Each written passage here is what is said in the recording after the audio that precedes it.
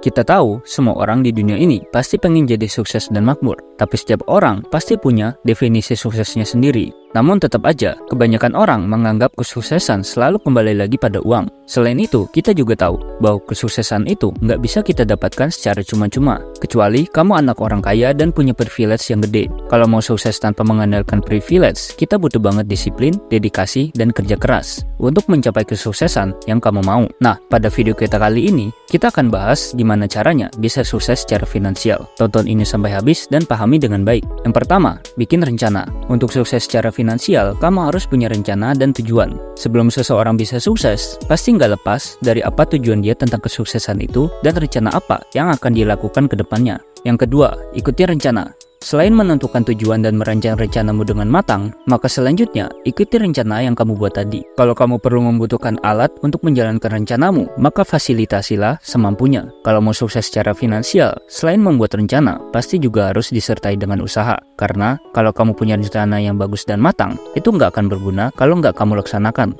Yang akhirnya, tujuan semakin nggak bisa direalisasikan dengan baik. Yang ketiga, berhenti mencari alasan.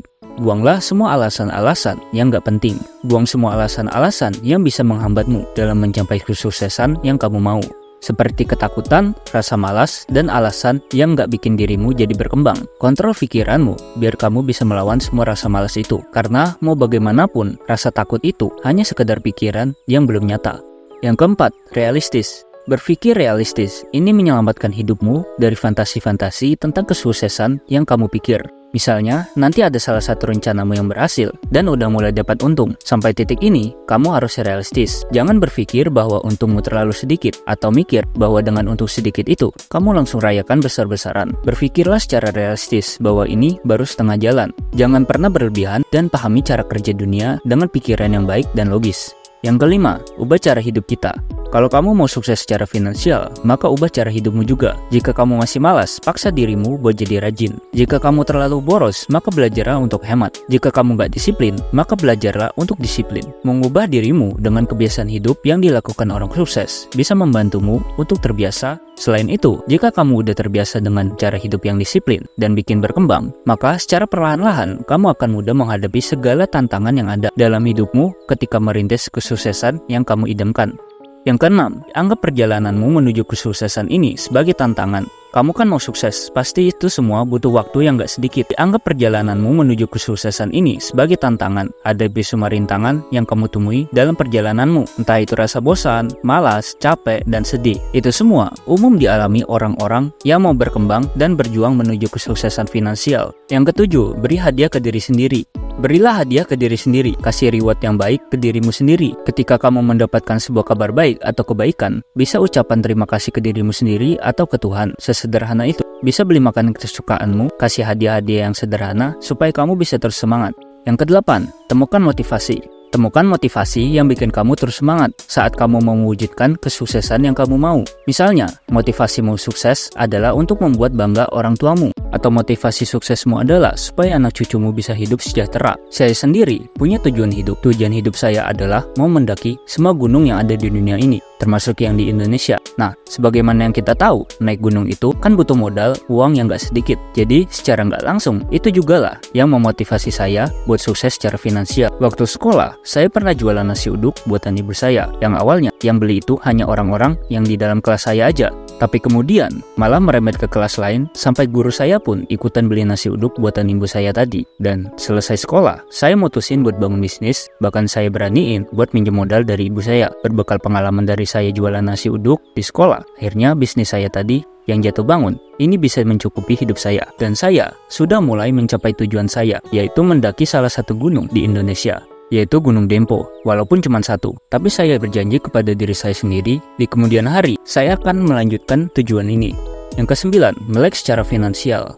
Tentu kalau kamu mau sukses secara finansial, pasti kamu perlu namanya melek finansial juga. Terkadang, kita ini sebagai manusia, terlalu fokus ke cara untuk mendapatkan uang. Tapi lupa untuk belajar caranya memanfaatkan dan mengelola uang di tangan kita. Nah, kamu pahami caranya mengelola uang dengan baik, sekalian kamu juga pelajari cara memperbesar jumlah pendapatanmu kalau kamu bisa. Yang ke-10, buat anggaran keuanganmu dan patuhi. Tulislah anggaran keuanganmu dari mulai kamu membelanjakan uangmu untuk kebutuhan pokok sampai ke anggaran buat menabung dan investasi. Terus kalau udah dibuat, patuhi itu semua, disiplinkanlah dirimu. Yang ke-11, tetap positif dan gak gengsian. Kalau dalam jadwal keuanganmu, kamu lagi menghemat, maka kamu harus patuhi itu. Gak perlu malu sama temanmu kalau dikatain gak gaul atau segala macamnya. Emang mereka mau bantuin kamu kalau kamu susah karena nurutin perkataan mereka? Gak mungkin kan? Jadi, kamu gak perlu gengsi sama keadaan keuanganmu dan pekerjaanmu. Lakuin semua usaha yang bisa mendekatkanmu kepada kesuksesan finansial. Jadi, hilangkan kata gengsi dalam hidupmu. Yang ke-12, berteman dengan orang yang tepat. Pilih teman yang bikin kamu bisa menuju hal positif. Jauhi pergaulan-pergaulan yang bikin kamu rugi. Mau bagaimanapun, teman itu adalah partner kita. Jadi, jangan sampai salah pilih teman. Yang ke-13, latihan. Semua hal dan apapun yang mau kita wujudkan, itu nggak lepas dari kita mau melatih diri kita sendiri. Sukses secara finansial, itu perlu juga latihan seperti contohnya cara mengelola uang, cara investasi, dan lain-lain. Kita geser dikit ke dunia olahraga. Kamu tahu Cristiano Ronaldo? Cristiano Ronaldo selalu latihan, baik latihan fisik, latihan strategi dalam menggocek lawan, dan semuanya tentang sepak bola yang dipilihnya buat jadi bidangnya. Untuk menjadi sukses, Cristiano Ronaldo sekalipun harus tetap berlatih. Dan setelah sukses, dia tetap berlatih untuk menahan performanya agar tetap baik. Yang ke-14, selalu bangkit apapun yang terjadi.